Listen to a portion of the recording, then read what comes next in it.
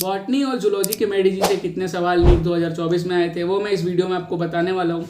और साथ में हम ये भी डिस्कस करने वाले हैं जो आपके पहले डाउट्स आ रहे थे मेरी पिछली वीडियोस में कि अगर हम फिजिक्स में डीजी को करते हैं तो हमें शॉर्ट नोट्स बनाने हैं क्या, हमें क्लास नोट्स बनाने हैं क्या। और सबसे इंपॉर्टेंट चीज़ मैं आपको बताऊंगा इस वीडियो में कि फिजिक्स में डीजी को इफेक्टिवली कैसे करना है कि हमारा बहुत ज़्यादा टाइम सेव भी हो जाए और हम एनसीईआरटी को पढ़ने से बच भी जाएँ।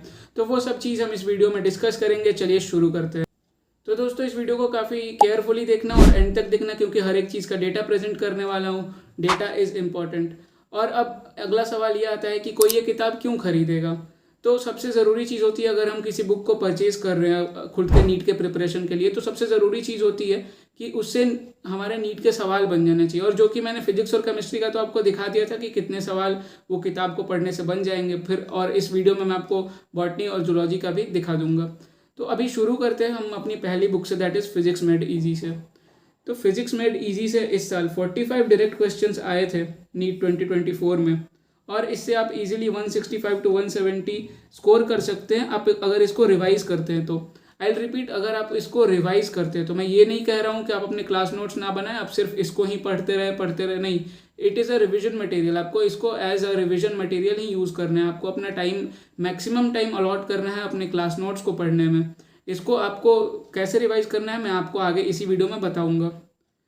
तो अब जो आपका डाउट आ रहा था कि हमें क्लास नोट्स बनाने हैं कि नहीं बनाने हैं, तो देखो क्लास नोट्स में होता है हमारे पास डिटेल्ड एक्सप्लेनेशन हर एक चीज़ का, हर एक कॉन्सेप्ट होते हैं और क्वेश्चंस होते हैं हर फॉर्मूले पे 2 या 3 सवाल। कोई भी टीचर हो, चाहे वो MR सर हो, AG सर हो, या आप जिस कोचिंग में एनरोल हो वहाँ के टीचर हो, हर एक फॉर्मूले पे 2-3 सवाल करते हैं।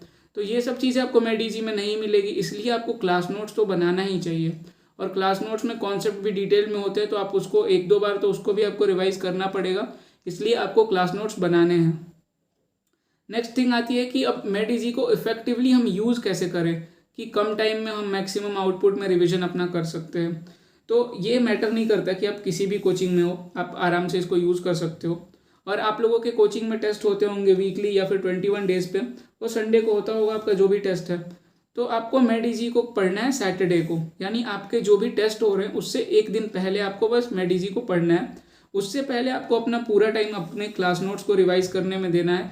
आपके जो भी क्लास नोट्स हो उसको ही रिवाइज कीजिए, उसके क्वेश्चंस कीजिए, और जो सैटरडे वाला दिन होगा उस दिन आप मेडीजी को रिवाइज कर सकते हैं। सिर्फ फिजिक्स की मैं बात कर रहा हूँ, आगे दूसरे सब्जेक्ट्स की आपको आगे बताऊँगा मैं। और जब आपका सिलेबस कंप्लीट हो जाए जनवरी-फरवरी में, तब आप इसको फ्रीक्वेंटली रिवाइज कर सकते हैं। और जो भी आप मेजर्स दे रहे होंगे तब तो, या फिर जो टेस्ट सीरीज आप दे रहे होंगे तो उससे एक दिन पहले आप ये बुक को रिवाइज करके अपने टेस्ट सीरीज देने जा सकते हैं। अब ऐसा मैं इसलिए कह रहा हूँ क्योंकि क्लास नोट्स ज़्यादा ज़रूरी होते हैं कभी भी रिवाइज करना। और मेडीजी को आप ऐसे रखें कि एक दिन पहले बस आपने उसको पलट के देख लिया, या फिर जब आप अपने फ्री टाइम में बैठे हो तो आप अपने फ़ोन में PDF खोल के देख लिया। तो ऐसे शॉर्ट टाइम में आपका रिवीजन भी हो जाएगा और थोड़ा इंटरेस्टिंग बुक भी है तो आपको अच्छा भी लगेगा।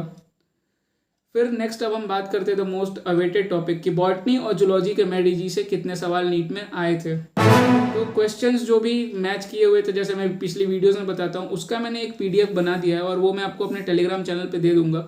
डिस्क्रिप्शन और पिन्ड कमेंट दोनों में लिंक है मेरे टेलीग्राम चैनल के, आप ज्वाइन कर लेना। वहाँ आपको PDF दिख जाएगा कि कौन सा क्वेश्चन कहाँ से फ्रेम हुआ था। यहाँ वीडियो में बताने आता तो लगभग 30 मिनट की वीडियो बन जाती और आपका टाइम भी वेस्ट हो जाता। तो इसीलिए मैंने सोचा मैं वहीं अपलोड कर दूंगा, आप लोग फट से उसको 2-3 मिनट में स्क्रॉल करके देख लोगे। तो उसके अब देखो उसमें भी सेक्शन A सेक्शन B में बांटना बहुत वो मुश्किल था, बॉटनी का अलग, जूलॉजी का अलग, क्योंकि कुछ टॉपिक्स हैं जो दोनों में रहते हैं, लाइक सेल बायोलॉजी हो गया, आपका बायोटेक्नोलॉजी हो गया, तो उसको हम ऐसे बाइफरकेट नहीं कर सकते हैं बॉटनी और जूलॉजी में। तो मैं ऐसे सेक्शन A और सेक्शन B वाइज लेके आया हूँ। तो सेक्शन A के टोटल 64 क्वेश्चन जो थे वो मेडीजी में थे और 6 सवाल एब्सेंट थे, यानी बिल्कुल उनका कोई जिक्र भी नहीं था मेडीजी में, इनडायरेक्ट जिक्र भी नहीं था। और सेक्शन B के 27 क्वेश्चंस प्रेजेंट थे और 3 क्वेश्चन एब्सेंट थे।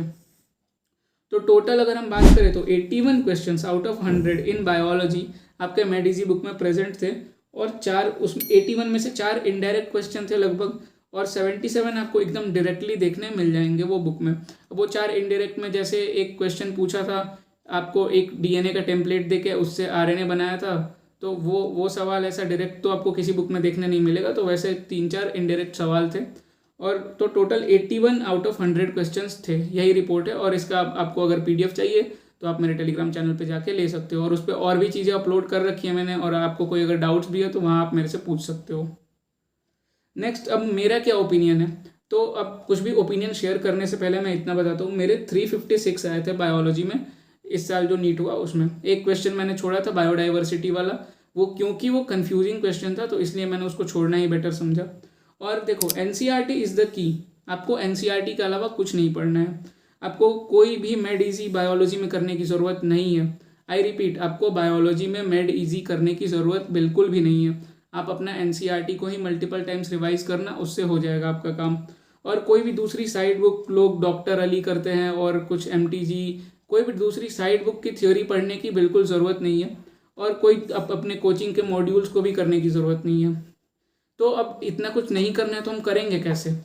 तो देखिए, उसके लिए आपको एनसीईआरटी को मल्टीपल टाइम्स पढ़ना है, और आपको लेक्चर्स लेने हैं बायोलॉजी के, आपको लेक्चर्स लेने हैं किसी अच्छे टीचर से लेने हैं, और जिनसे जो चीज़ समझ आए वो आपको वहाँ से पढ़ना है। जैसे पर्सनली मैंने अपने कोचिंग में पढ़ा मॉर्फोलॉजी एनाटॉमी, 2-3 बार पढ़ा अपने कोचिंग के टीचर से, तो मुझे समझ नहीं आया।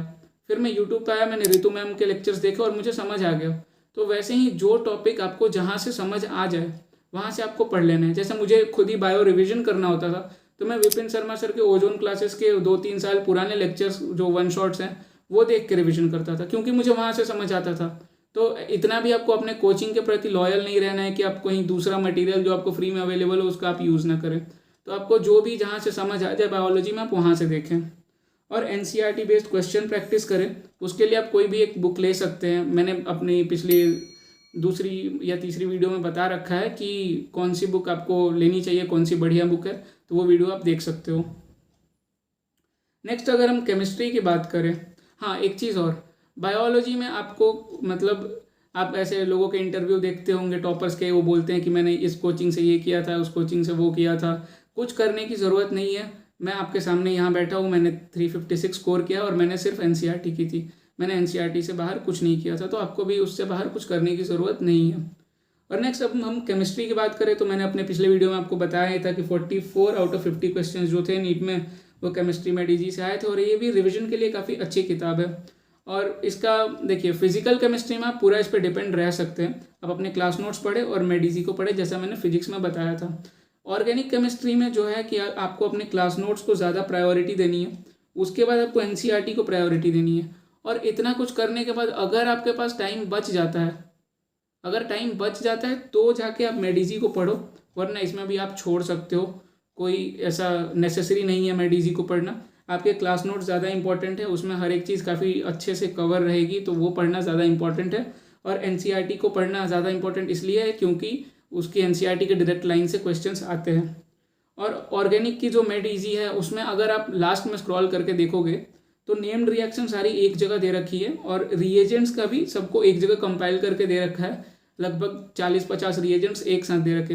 तो वो जो कुछ आखिर के पन्ने आप कहीं से अरेंज कर ले, अगर आपको उसका पीडीएफ चाहिए तो मेरे टेलीग्राम पे है, आप वहाँ से ले सकते हैं। तो वो पन्ने अगर आपके पास आ जाए तो वहाँ से आप वो नेम्ड रिएक्शन और रिएजेंट्स का रिविजन कर सकते हैं। बाकी उतना कुछ ऑर्गेनिक की मेडिजी में भी आपको देखने की ज़रूरत नहीं है।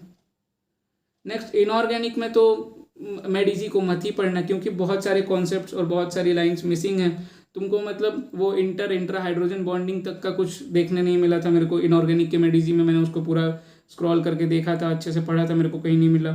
और वो इनऑर्गेनिक वाली उतनी सेटिस्फैक्ट्री ट्रस्टवर्दी नहीं है मेरे हिसाब से, क्योंकि एनसीईआरटी के हर एक लाइन से पोटेंशियल क्वेश्चंस बनाए जा सकते हैं।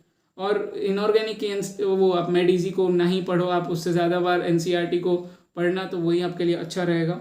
आप अपने क्लास नोट्स और एनसीईआरटी पे ज़्यादा फोकस करना केमिस्ट्री में। और केमिस्ट्री मेडिजी को अगर आपको रिवीजन के लिए यूज़ करना, अगर आपने अपने क्लास नोट्स बहुत बार पढ़ लिए, एनसीईआरटी को भी बहुत बार पढ़ लिया, आपको लगता है कि आपको मैक्सिमम चीज़ें याद हो गई हैं, तो आप लास्ट के 1-2 महीने मार्च या अप्रैल में तब इसको रिवीजन के लिए यूज़ कर सकते हो। उससे पहले इसको भी करने की कोई ज़रूरत नहीं है। नेक्स्ट मैं एक बार कंक्लूड कर देता हूँ आपके सामने अच्छे तरीके से। देखो, फिजिक्स और फिजिकल केमिस्ट्री में आपको मेडिजी को फॉलो करना है, अभी से ही करना है। जब भी आपका टेस्ट हो उसके एक दिन पहले आपको पढ़ के जाना है। ऑर्गेनिक और इनऑर्गेनिक में आपको अपने क्लास नोट्स और एनसीईआरटी पे ज़्यादा फोकस रहना है, और मेडिजी को आपको आखिरी महीने में फॉर क्विक रिवीजन, जब आपके क्लास नोट्स और एनसीईआरटी आपको काफ़ी अच्छे तरीके से आ गए हैं, तो क्विक रिवीजन के लिए आप यूज़ कर सकते हो। और बायोलॉजी में आपको मेडिजी की कोई ज़रूरत नहीं है, आप डिटेल लेक्चर्स एक बार में देख लें और एनसीईआरटी को आप करें, मल्टीपल टाइम्स करें, और एक किसी अच्छे टीचर से लेक्चर देख लें, तो इतने से आपका काम हो जाएगा, आपको बायोलॉजी में मेडिजी की बिल्कुल भी ज़रूरत नहीं है।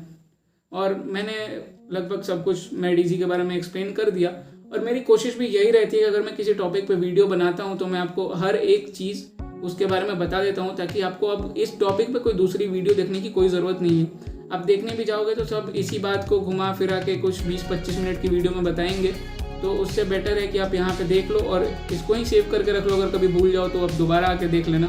इस टॉपिक पे अब आपको दूसरा कुछ देखने की ज़रूरत नहीं पड़ेगा। और हाँ, भले मेरे 695 नहीं आए हो, पर मैं अगर कल भी आप आके मेरे से पूछोगे तो भी मैं बोलूँगा कि NCERT ही इम्पॉर्टेंट है आपको। मैं ये नहीं बोलूँगा कि मैंने बायोहैक की थी, मैंने मास्टर क्लास इन बायोलॉजी की थी, मैंने मेडिजी की थी, मैं ऐसा कभी नहीं बोलूँगा। मैं हमेशा ही बोलूँगा कि बायोलॉजी में NCERT ही इम्पॉर्टेंट है। NCERT को ही मल्टीपल टाइम्स पढ़ो, आपके सारे सवाल हो जाएंगे। और मैंने लगभग 4 बुक्स जो भी थी उस सबको अच्छे से स्टडी किया, अच्छे से पढ़ा। जो भी रिपोर्ट था मैंने आपके सामने ला के रख दिया। आपको मेरी मेहनत अच्छी लगी हो तो वीडियो को लाइक कर देना, चैनल को सब्सक्राइब कर देना, और कुछ डाउट्स हो तो कमेंट सेक्शन में पूछ लेना या फिर टेलीग्राम पे आके मेरे से पूछ लेना। Thanks for watching.